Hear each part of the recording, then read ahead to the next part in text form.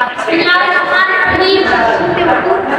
کے راستے آسان ہو گئے، مشکل کے راستے آسان ہو گئے، دشمن یہ دیکھ کر حیران ہو گئے۔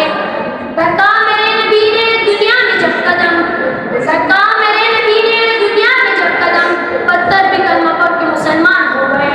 جناب صدر، معزز اساتذہ کرام اور میرے تعلیم کے ہم سفر ساتھیوں، السلام علیکم۔ جناب صدر، آج جو میرا عنوان ہے وہ ہے سیرت النبی۔ جناب صدر، یقین مانیے جب مجھے یہ موضوع ملا میرا دل گلا، دماغ سوچوں کا مرکز بن گیا کہ مجھے آج سیرت النبی پر کچھ کہنا ہے۔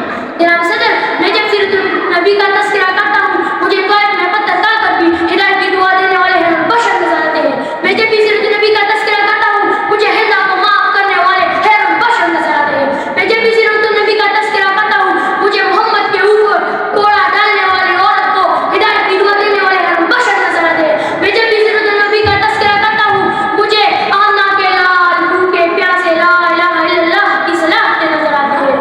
جناب صدر، نگاہ عشق و مستی میں وہی اول وہی آخر، نگاہ عشق و مستی میں وہی اول وہی آخر، وہی قرآن وہی فرقان وہی یاسین وہی طٰہٰ۔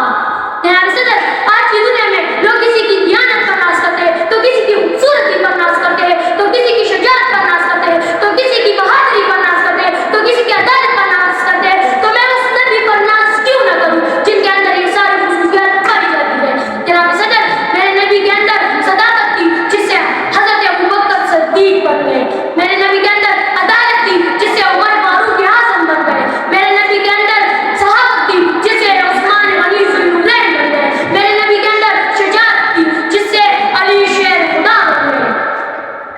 زندگیاں بیت گئی اور قلم ٹوٹ گئے، زندگیاں بیت گئی اور قلم ٹوٹ گئے، تیرے اوصاف کا ایک باغ پورا نہ ہو سکا۔ السلام۔